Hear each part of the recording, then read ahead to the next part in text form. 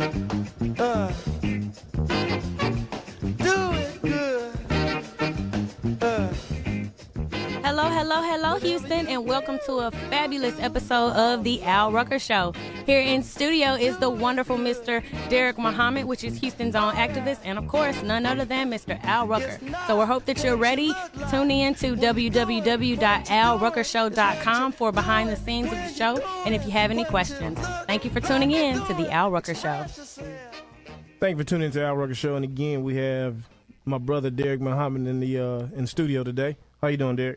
Excellent, my brother. Happy to be here. I feel like my stock just went up like 50,000 points when I walked into the studio. All these powerful people in here. Oh, man. We appreciate that. We probably did go up a little bit. Just a little bit. That's right. That's right. That's right. Just a little. But anyway, tell us what you've been up to. I know you had an event last week, was right? Yes, yes. Last Saturday, we were blessed to put on the 7th Annual Black Male Summit. Mm-hmm. We had, I don't even know the count, but hundreds of boys came out. We had some powerful workshops there for them, gave them some real good life-changing information. And the feedback that I've been receiving from the parents has been phenomenal. Mm-hmm. We really can't do enough to SOS, save our sons. Mm-hmm. So we want to encourage the entire community to do all that you can, because too often we complain about the return that we're getting from the younger generation, but we have to ask ourselves the question, are we making the proper investments? And if we make a better investment, I think we'll get a better return. But the Black Male Summit was powerful. That's good. That's good. That's good. There's a lot been going on in Houston, especially this last week and a half. Yes. One of the things that's top of the news is Josue Flores, the killing of him, and how they falsely accused Mr. Calhoun of the murder. Yes. What's your thoughts and take on that? Well, first and foremost, let me publicly give my condolences to the Flores family and the entire Latino community, but not just the Latino community. We have to understand that there are many in the black community, white community, Asian community, and all communities that were touched, hurt, and literally sickened by the killing of young Josue Flores. And we have to make certain that we don't use his life or his death as a platform to foster division. Mm-hmm. This is a time for us to unify. But I think the killing of the young 11-year-old brother is just an unbelievable crime. And I believe that whoever committed the crime needs to be brought to justice ASAP. Mm-hmm. Yeah, that is. We had Quanell scheduled. He may come. He knows a lot about this situation. Mm-hmm. But from the last we've heard, I guess, in my opinion, the case is cold now. They say they found the knife, but the leads of who may have done this crime is, in my opinion, is cold. What you think? Well, there's no way you can commit a crime like this, commit a murder like this in broad daylight, and nobody knows nothing. Mm-hmm. Somebody knows something, and whoever does, we hope that their conscience becomes heavy, mm-hmm. and they step forward and say something. So I don't think that they would probably call it a cold case, although, after 48 hours, because that's usually the rule. 48 hours, it starts to go cold. After 48 hours, and I've talked to people in law enforcement, that's really true. I believe that even if the case goes, quote unquote, cold with law enforcement, we as a community must come together. We must do our own detective work. And if we got to become bounty hunters, then so be it. But we need to find who killed that young man, and that person needs to be brought to justice. That's just my take on it. Whether they call it a cold case or not, it's still hot as far as we're concerned. Mm-hmm. I guess one of my questions is, how did Mr. Calhoun become a suspect? Are you aware of how that happened? Well, I don't know the process by which he became a suspect, except that he became the suspect the same way other black men become suspects mm-hmm. in crimes that they did not commit. He was black. He was a male. To a certain segment of this population, we all look alike anyway. And he committed a prior offense, I believe, allegedly committed a prior offense. And unfortunately, they leveraged that and just, pointed him out and said, hey, this is him. Mm-hmm. The sad thing about it is that they plastered this man's face all over the news. They put his life and his family's life mm-hmm. in danger, and they literally had convicted him already. And were it not for the detective work done by his own people, that brother probably would still be locked up in jail for this crime, still with his life in danger. We have to ask ourselves the question, how many other black men does this happen to? And it was interesting that the brother's name is Che, because one of my favorite revolutionaries is Che Guevara. Okay. Who is a revolutionary and an icon in the Latino community. I just thought that there was something. And for them to charge him with what they charged him with was just unconscionable. But, yeah, he got fingered the same way that we all get fingered. And that's why we have to understand that being black in America, if you're a black male in America, you're subject to somebody pointing at you and saying he did it when you've done nothing. It was unfortunate. So at the end of the day, if the surveillance video wouldn't have appeared, you believe this young man would still be in jail? Exactly. Oh, absolutely. Absolutely. They were convinced. Yeah, that he was the... Right. And it shows you how capable and incapable and incompetent law enforcement can really be. Yeah. So, it's one of them situations, like you said, if his fiance wouldn't have done her investigation, her digging, to prove that he wasn't the killer, this young man will still be in jail, and we'll have someone in jail, falsely accused for murdering an 11-year-old child, and the real killer will still be out there free roaming the streets. Absolutely. And the heat and the vitriol and the division between the brown and black community would still be at a very high level. Unfortunately, it's still at a high level because this is what's going on behind the scenes, Al. When the young brother got killed, first of all, it hit me in the pit of my stomach. And the reason I didn't go right away to the scene and to the community is because on that particular day, I just couldn't take it. I have days like that too, where I can't take it. I don't do baby caskets. I don't do little children's caskets. That kind of stuff gets stuck in my head for months, and I can't even get anything else done. Yeah. It enrages me that much. There were people from the black community putting bounties on the heads of the people or the person that they thought killed the young man. But you had brothers and sisters in the Latino community asking the question, where is Quanell X? Where is Deric Muhammad? Where's the black leadership? Why aren't you out in our community speaking out against this? Okay. Now, there were many black people across the city who were speaking. Everybody was speaking out against it. But why do you need to hear from Quanell? Why do you just need to hear from me? If a Latino kills a black brother, we don't say, where are the Latino leaders in the community? No, we just condemn it. And we don't look at what one member of the Latino community, we don't look at what one of them does and look at it as a reflection of the entire community. Yeah. No, this Latino fool killed a black man. He did that as an individual. He's not representative of the community.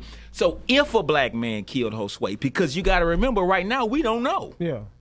If a black man killed Josue, what he did is not indicative of our sentiment toward the Latino community. But I think that some people already have their issues with the black community. And what's sad is that they're using the death of this young brother as a platform to spew the racism toward our community that they already had in their hearts in the first place. And frankly, I believe it's ridiculous. So you basically saying there's a low-key rivalry going on between the black There is a problem between black and brown. It may be under the surface in the city of Houston, but it's there. See, it's more prominent and prevalent in cities like LA. It's more prominent, prevalent, and it's more it's talked about, or it's more prevalent, excuse me. Yeah. I get excited sometimes in the prisons, you know, but it exists. And my whole thing is, I invite Latino leaders, let's come to I got a meeting with some of them this evening. Let's come to the table and let's talk about it. But don't come at those of us who are seen as leadership in the community as if though like we owe you something. Yeah. No, I don't owe anybody anything. When I come from the sincerity of my heart. Yeah. Like I really, really hurt for that little 11-year-old boy. And again, I think it's just sickening that people would try to politicize his death for to try to make the point that they probably wanted to make in the first place. I just think it's sad. So right now they don't have there are no leads, there are no suspects, there nothing. Listen, we got over 5,000 cops in this city. That's just HPD. We got the DA who she claims she got the sharpest shark teeth in the country. Okay? We claim to have all these detectives, the Texas Rangers. You got all this law enforcement around, and you tell me you can't find who killed this 11-year-old boy? Yeah. In broad daylight. In broad daylight, with all of the modern technology that we have at our disposal, all of the cameras and all of these communities. You watching everybody, but you can't find who killed this 11-year-old boy? Yeah. The best you can do is arrest the wrong man? Wrong man. Yeah, a friend of mine shot me a text the other day when this all happened, and then when it came out that Calhoun was not the murderer, he referenced back. He texted me, and the only thing he texted was go forth case on how fast they rallied and got that man, and how they pretty much almost shut down the northwest side of Houston to get this man. I believe they got him in 24 hours, 48 hours. Right. Yeah, so they caught the killer. Yeah. And the thing about it is, what's sad is many in our community jumped on the bandwagon just as quick. See, we had already condemned and convicted him as well. Yeah. Man, we have to learn to look into something. The Holy Quran teaches us that we have to be careful when an unrighteous person brings you news. Look carefully into it, lest you harm a people in ignorance and be sorry for what you did. The news media gets it wrong every day. Every single day, they get it wrong. Every day, they run something that's not factual, because in the news business, Brother Al, it's all about who can get the story first. See, it's not even about accuracy anymore. And now you've done something to this young man that will follow him for some time, hopefully not for the rest of his life. And quite naturally, it's ridiculous. But I think that at the end of the day, when you look at the race baiting that the news media did and displayed in this particular case, they may come up with a case where no black man was involved at all. Okay. Well, So what do you say about the witnesses who, you had several witnesses who said this was the guy that they saw. They described this black male, this is who they saw. So do you feel like the police kind of pushed that on them? Or what, I mean, where did they get this from? You know, first of all, I was out of town during a lot of this. Did we see the witnesses finger him and say, we didn't see that? You understand what I'm saying? We're only relying on what the detective said. The information they gave to the public. Exactly. Okay. There may or may not even have been any witnesses who fingered that man like that. It could be a case where the actual killer just has an uncanny resemblance to this brother Shay. That may be the case. But you never know when you're dealing with these people. You never know. See, when it's political season like this, they'll do anything. They will do anything. And you got a high-profile case. They're trying to close the case quickly. Everybody's scratching for votes, so they want to appear as if though they've solved the case quickly. They'll lock their grandmama up. And it's just sad.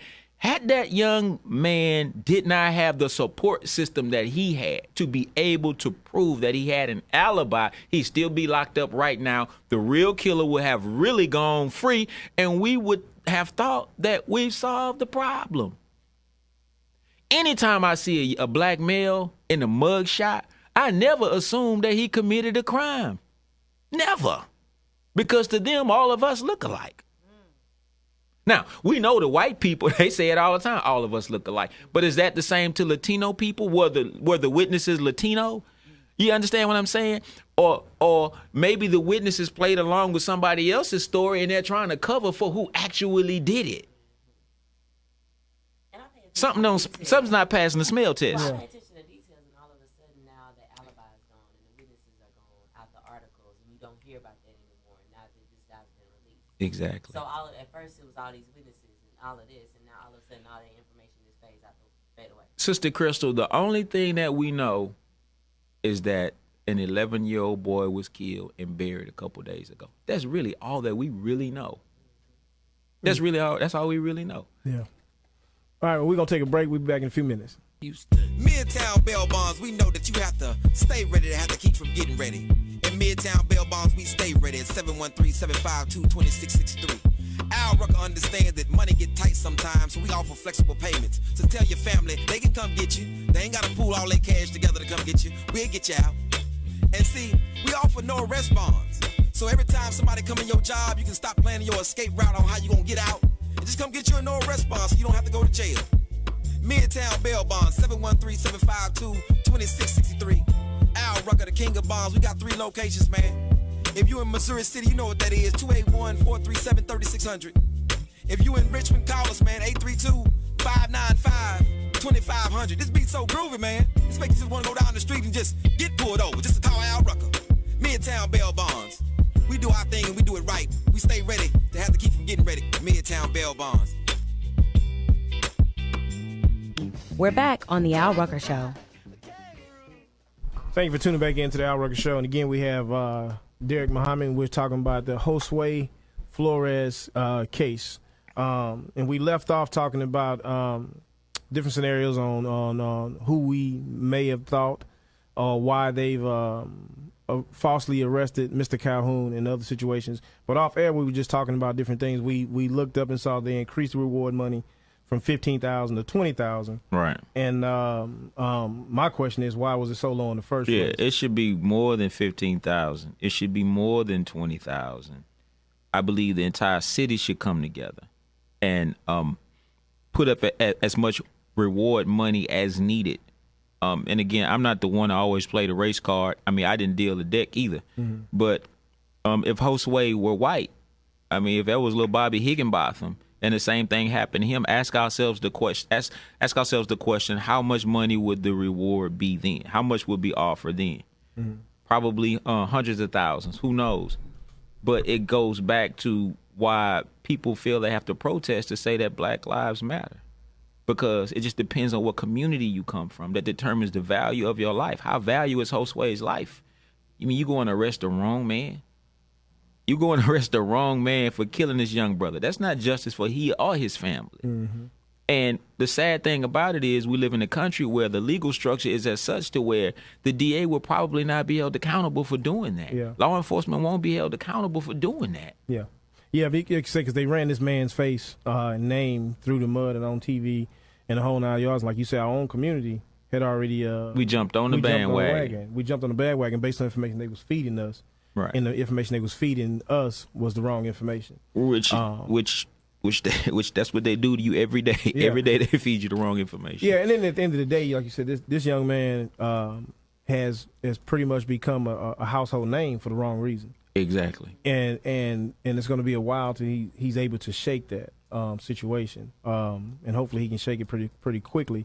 And then I also saw how they were talking about he had some other criminal background charges, which had nothing to do with the case. Right. They were talking about that, and I think he had a domestic violence case that may have popped up that they said he had. So they was kind of pushing it on that. But my question is, how did they identify him? If he was on the other side of town at the time of the murder, how did they just say this is the guy? It could have been me then. Brother, let me tell you, brother, it escapes me as well. Yeah. It's very ironic they did as well. I mean, back in slavery, if a black man committed a crime or allegedly committed a crime, if they couldn't find the one who actually did it, they pinned it on somebody. Any one of us would do. Yeah. And we like to say that in 2016 we don't live under that same dark cloud, but on some level we do. As a matter of fact, this is proof. If Che had not been a young black male, he would not have been falsely arrested and falsely detained. Period. And for us who's not familiar with the neighborhood that Flores lived in, what's the makeup of that neighborhood? Low income, Latino community, Latino as far as the culture is concerned. That's pretty much what I can say about it. You know, North Houston. Yeah, it's a low income neighborhood. So if it's mostly Hispanic, then a black male will stand out in this area, in this community? Well, from what I understand, there are a lot of homeless brothers and sisters that live in that area. Some of them are black, some white, some Latino. So to see black men walk in the streets is not uncommon, you know. But the majority of the population in that area is Latino. It's Latino. So my question would be, being mostly Hispanic, Latino, Calhoun, did he frequently visit this neighborhood or something like that for them to identify him? That's what I'm trying to figure out. How did they just identify him? They just identified him based upon his features. Yeah. So his license was found in the area. So his license. All right. Okay. Okay. Yes. Right. Exactly. So they took his ID, and that's how they ended up coming to him. Okay. Right. So that makes sense then. I mean, I guess at the end of the day, we hoping that they do find the killer, and hoping it comes pretty quickly. And I guess they trying to ramp things up. Hopefully over Memorial Day weekend, we have something that good come out of it, since they raising the reward money and stuff like that. So at the end of the day, where do we go from here? Where does he go from here with this situation? You mean Che? Che. I actually believe that as a community, we need to rally around him. Evidently, the damage has already been done. Yeah. We need to let Che know. I have yet to meet him, but we need to let Che know that we don't judge him, just like his accusers judge him. Okay. We don't even judge him for the mistakes that he's made in the past, because he's either paid for those or are paying his debt to society. So I think we need to rally around the brother and do our best to encourage him, because that could be a psychologically traumatizing thing. This man almost lost his entire life behind something like this. That's number one. Then number two, I believe we need to learn the lesson. And we got to take a closer look at, first of all, how do you prevent something from happening like that in the future? That's what the district attorney needs to explain to us. That's number one. And number two, when something like this happens to somebody, how do you go about the redress of grievance? An apology means nothing. An empty apology, my bad. You pat you on the back, my bad. Yeah. You just completely slandered this man. Yeah. Plastered his face all over, not all over the city. That went all over the country. Yeah. Yeah, it did. So I know you said earlier you have a meeting this evening with some Hispanic leaders. Yeah, I do, because they were saying in the beginning, many in the Latino community, I'm going to watch my words, many in the Latino community were saying that the black community did not show up. Of course, this is when it was assumed that a black man had done it and that Che was the one. Okay. And so the question was, when somebody black loses their lives, sometimes the Latino community comes and we support. Where's our support? Why aren't y'all speaking out against it? Okay. Then some black people, some from my organization, did go over there. Okay. And the complaint was that, people came from the black community, but they started trying to take charge. Like they were doing too much. Okay. Like, this is our issue. Get behind us. Let us take the lead. Well, in one instance is we're angry because you're not here. Okay. The second instance is you're here, but you're doing too much. Okay. You understand what I'm saying? So they just basically wanted your presence to be there. I guess, but what has to happen between black and brown communities? First of all, we have to understand that there has to be mutual respect. The relationship between black and Latino communities is not perfect. You know why? The relationship between black people within our own community is not perfect. The relationship between Latino community in your own community is not perfect. So how can you expect for us to interact perfectly when we both have work to do in our own communities? So we have to be realistic. Number one. Number two, we have to realize that we still have a common enemy. We are not the majority in this country yet. Yet we still make up 60% of the prison population, blacks and Latinos. The school to prison pipeline is not just for black folk, it's for Latinos as well. See, after they get through pulling over all the black folk they can with racial profiling, then they're in the barrio pulling you over. We got a common enemy, and we have to unite based upon our commonalities and not focus so much on the things that we have at variance. But I believe that, the Bible has a scripture that says that in that day, everyone shall go to his own, and everyone shall take refuge under their own vine and fig tree. See, yeah, blacks need to unite with Latinos, but we need to unite with ourselves first. Latino brothers and sisters, you need to unite with yourselves first. And then we come together and have what we call a strategic alliance. And we can make progress and move forward against the real enemy. But us going at one another over petty madness is ridiculous. And to use the death of an 11-year-old child to do it? I can't do it. No. I can't do it. No. And like I said, hopefully over the weekend something comes out about it. Nothing I want to touch on. I think, correct me if I'm wrong, I believe I saw a post when they were talking about George Zimmerman selling this gun that you made. Did you make a post about that? I didn't make a post about it. I didn't even talk about that crap. You didn't? No, but I saw it. Yeah, but so what's your thoughts on that with him selling the gun? 120, 125, something like that. He sold it for $250,000, and he said it was to stop Hillary Clinton from becoming president and to stop police violence. What's your take on that? I think that, there was a time when they used to have public lynchings. And when they had public lynchings, it was a family affair. And white families, they brought their children out and they would have picnics. They would drink wine and have tea, and their children would run around and play ball and watch the black man hanging right there in public. And after it was over, they would have vending. They would cut off the black male's testicles. They would cut off his private parts, and they would literally sell them. They would literally sell body parts, and they would take them back home. So it reminds me of that kind of madness, that kind of sickness. And the very fact that the American public tolerates it, and the fact that the American media promotes it is indicative of the time in which we live, number one, and number two is indicative of what we as a people are still up against in this country. How insulting is that to Trayvon Martin's parents? Very. You kill him, okay? The system lets you off. A portion of the population raises millions of dollars in order for you to be exonerated.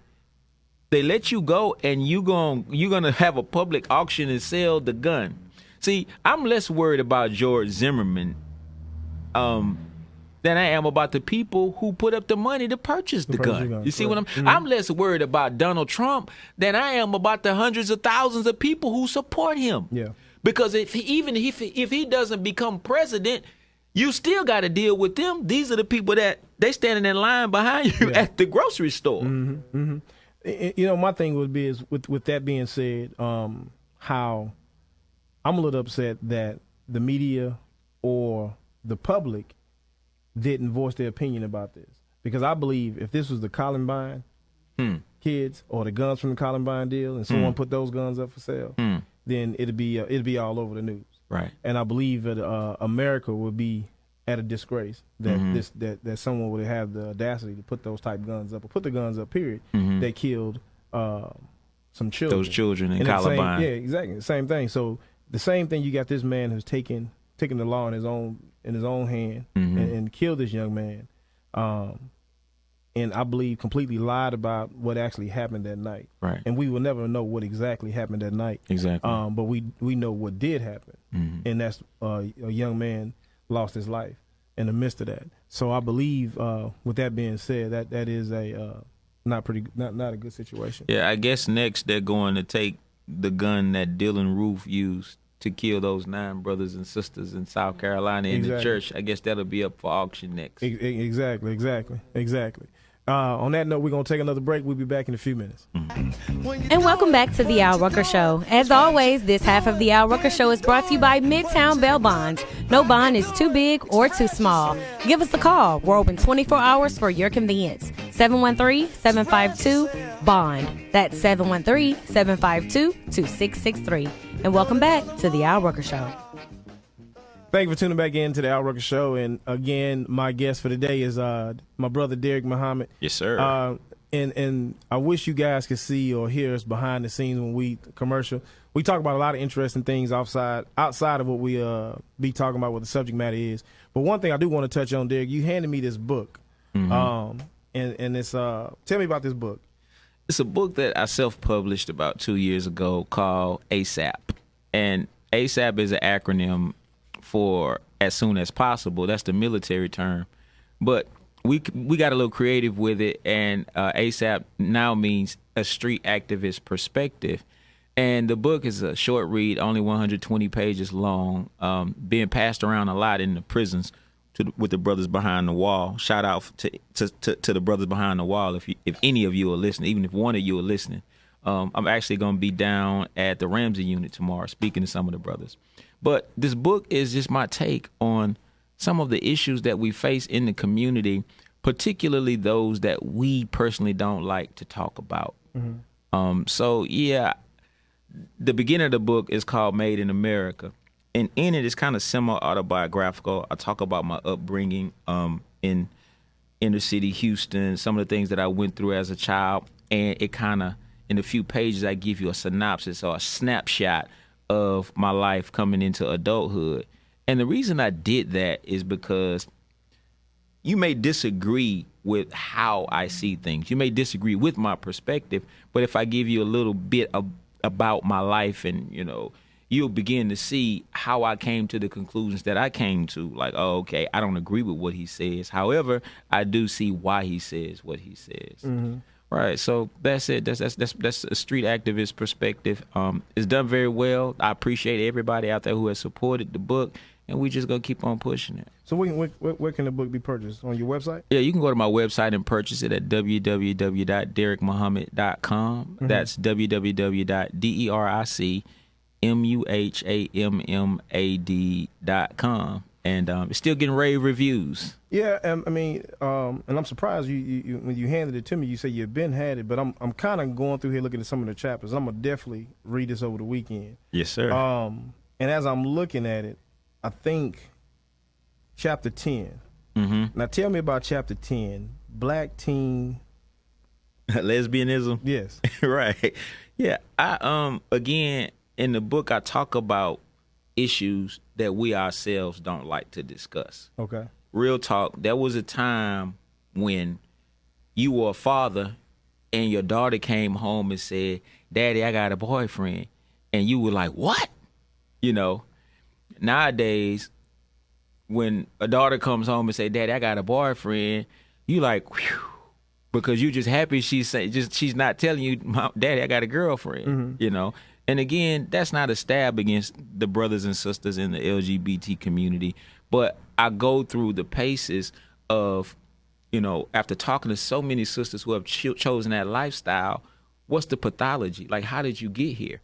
And so many of them were molested as young girls. So many of them had their heart broken at an early age and made a decision, you know what? I'm not dealing with dudes anymore. So many of them just don't know what a real man looks like and have been discouraged by some of their the interactions, their relationships, even with their own fathers. And let's break down some statistics real quick. All right. A statistic just came out that said that for every 100 black women in the free world, there are only 83 black men due to high rates of incarceration, due to homicide, high rate of homicide. We dying like 90 going north because we're killing one another. So if you were to gather 100 black, this is a very touchy subject. If you were to gather 100 black women and all 100 of them wanted to have a healthy family, healthy relationship, want to be a part of the nuclear family, Cosby family, whatever you want to, 17 of them have already been disqualified because in the free world, there are not enough men. So, and I think in what that jumped out at me as, and there's a lot of great chapters. So I say that to say so many of them turn into the alternative lesbian lifestyle, because not only is there difficulty dealing with us as men, but there's a shortage. Yeah, there's a and shortage. even with those that are in the free world, many of those don't like women. Yeah. I'm just saying. Yeah.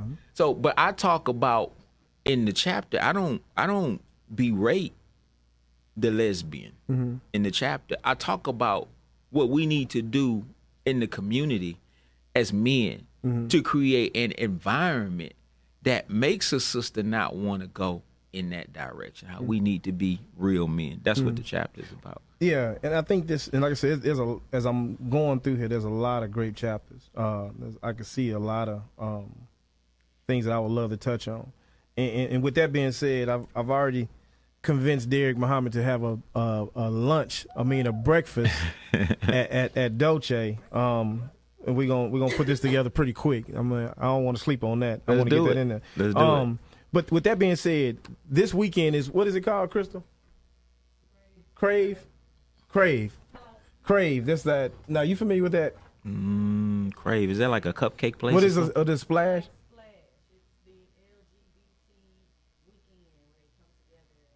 Yeah, so they actually have a weekend. Oh, I'm not familiar. Is it? I mean, I know they have the Rainbow Parade. I know they have like a it's parade. not the Rainbow Parade, but This is something different. it's something.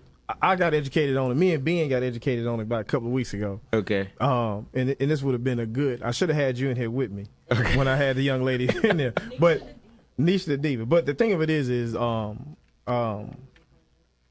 was really unaware of. I was really naive to that community. The different things. Just kind of give us a short version of what rave is. Crave. Basically, it's just like a pride for women, but they teach a lot of women who do live that lifestyle.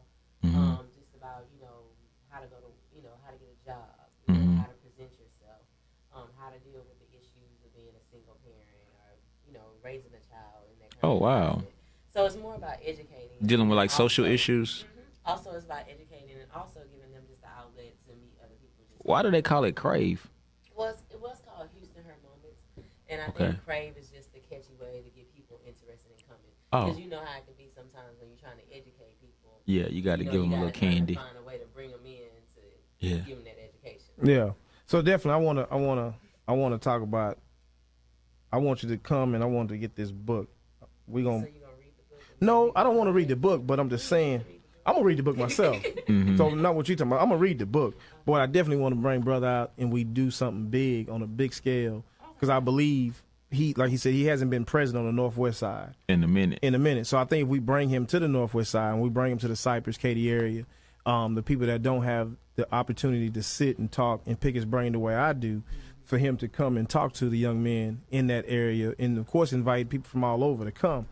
And I definitely want to put this book on the map from that standpoint. So, yeah. So, I think I'm gonna have another one. what we're gonna do, Derek, and we'll talk more about it. But when you do come, I want to make sure that Dolce donates to the group we have. So we'll buy some of the books and give it to the people that are in attendance. So we want to definitely do that. Like I said, it looks like it's a quick read, and there's a lot of things in here from a black man's perspective that needs to be talked about. It's a conversation starter. I learned that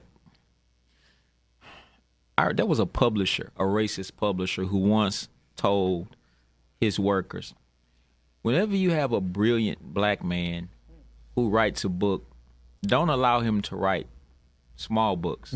Make him write a big book, because black people are usually intimidated by thick books. Like that was a rule in the publishing industry for a long time. Make him write a thick book, because his own people ain't gonna read it, but our people will read it, and we get the opportunity to borrow from his brain power. Yeah, it's a true story. So, but when you write a book, 120, 150 pages, the attention span is small nowadays anyway, short chapters. A younger person is more likely to say, okay, I'm gonna pick this up and check it out and start reading. If it's a page turner, they're done with it before they even know it. And the objective is to make people think. I'm not asking you to agree with me, but I'm trying to get you to think. I'm trying to challenge you and it's a conversation starter. So it's a good one. I'm getting ready to drop my next one later on this year. All right, well, we're going to definitely get this one out there in a big way. I appreciate you. Before we get out there, I want to touch base on the flooding we had. Yes, sir. I saw you were real big in the things that was going on in Greens Point. Yes, sir. And all that kind of stuff. How did that turn out? How did was it a fundraiser you was doing? What was it all going on? Well, we were raising mostly supplies. Okay. Just toiletries, food, water, clothing. We were working with the city to try to make certain that those who lost shelter had shelter, working with Metro to make sure they had transportation. So there were a lot of moving parts. It was unfortunate to see so many people who did not have much in the first place lose everything. I mean, everything. And unfortunately, we're still in the throes of it. But I will say that things are coming together. I'm getting reports on the progress of the misplaced families, maybe every day or every other day. And things are coming together. But the objective was for those families to, on the other side of the tragedy, be in a better position than they were before it started. But I will say, Al, that this city really came together. Really came together to try to help those who were in need. Yeah. And that was the beauty. You know how J. Cole says beauty in the struggle? Yeah. That was the beautiful thing that I saw come out of that struggle. I'm sorry, say it again. Yes, but most of what people need now are like they need permanent shelter. People need vehicles. FEMA's here, so they're going through the process of replacing those things that were lost. So they're going through a lot of red tape right now. But right now, I guess there will always be needs. I guess that's what I'll say. And I don't want to sound negative on it from a standpoint, but my question is this. I saw from a community activist, way, you were out there in the forefront. Yes, sir. A lot. And I'm not knocking any other community activists. I saw a few doing some things. I didn't see as many doing as much as you were doing. And sadly to me, with Greens Point being affected, which is our own people, being affected the way they were, I didn't see black churches, unless I'm naive about it, step up and do as much as they could have done for that. But I saw Joel Osteen did this huge concert to benefit the flood victims in Houston. What's your take on that? I actually work with a pastor by the name of Jamel Johnson out in Greens Point, the Greens Point area. Okay. Good brother. That was actually our base of operations. Okay. There were some other pastors involved, but as you know, when the media starts to get involved and monies start to get in, folks start raising money, it becomes very political. It becomes so I kind of watch myself, watch who I kind of align myself with, because when I travel from my home out south and I go way north to do some work, I want to do work without going through the politics. I want to do work. I want to do sincere work, and I align myself with some people who did that. But I agree, the churches can always do more. Yeah, they can always do more. And then, but I'm gonna tell you what happened, man. Oh my God, it's one brother. I'm not gonna call his name. I would call his name, but I'm just not. His church was on the back side of the apartments that got flooded, but his church didn't get flooded. Okay, so he opened his doors for the people to come and get diapers and so on and so forth. People were bringing supplies to his church. He was disseminating to those in the community. But you could tell that him letting the community into his church was like a culture shock. And I'm like, yeah, he ain't been in his backyard in a minute. It was a culture shock. And so they mishandled the people. Yeah. See, they mishandled the people, and everybody was complaining about the way they were treated at that church. Then the guy's name is Bishop Beatty. God bless him. God bless him. God bless him, because I'm sure he tried to do good. I'm calling his name because he went on the news. I'm about to say something that he did on the news, and everybody know who I'm talking about anyway. So it's Harvest Time Church. So he goes on the news because he was closing his church down as a relief center. He goes on the news and he gives a news report about how some of the people from the community who came as volunteers were stealing some of the supplies that people were donating. And I was saying, wow, what did people steal? He said that folks were stealing Pampers. Like they were putting Pampers aside for their family. And I said to myself, Pampers? That was worth a news report. Some Pampers? Why do you care where, as long as the Pampers end up on the baby's bottom, who cares? People can't go and pawn Pampers. But that's because if churches and organizations are not out in the community consistently, when your doors open and you're forced to deal with real people, it becomes a culture shock and you begin to make blunders and make mistakes. And that's not an attack on Bishop Beatty and Harvest Time Church, but it's just the truth. And what happened after that was it discouraged people from wanting to give. And folks who wanted to write checks to the flood relief, they was like, you know what? They got flood relief going on out here in Cyprus. Didn't it flood out there? Yeah, certain areas flooded. Certain areas, right. Big white church. So they wrote checks over there. And they didn't write checks to the black churches because them Negroes over there stealing. All over some Pampers. I'm like, my God. Man. Yeah. If they took the Pampers, they needed them. Yeah. This one lady told me she went to this particular church. She said she walked from her apartment complex to the church. She said she needed Pampers. They told her, you have to show us the baby. Oh, my God. And the lady said, I couldn't carry the baby with me. I don't have transportation. I lost my car in the flood. I don't have transportation. I had to walk. I can't carry the baby and the Pampers. I had to get somebody to watch him. So they opened up the diaper. So the lady told me this herself, and they gave her like 3 or 4 Pampers. And she walked all the way back home with 3 or 4 Pampers. Wow. Wow. So we got to be in the community and know how to deal with the people. Yeah. And we got to do that daily and consistently. Man, well, I could talk to Deric all day, and I know we can't do that. My brother. And I'm always enlightened when I do talk to this brother, and I'm definitely gonna read this book. And what you got on June 18th? What you got going on? Oh, June 19th. Man, I'm glad you brought that up. Not 18th, but June 19th, which is Father's Day.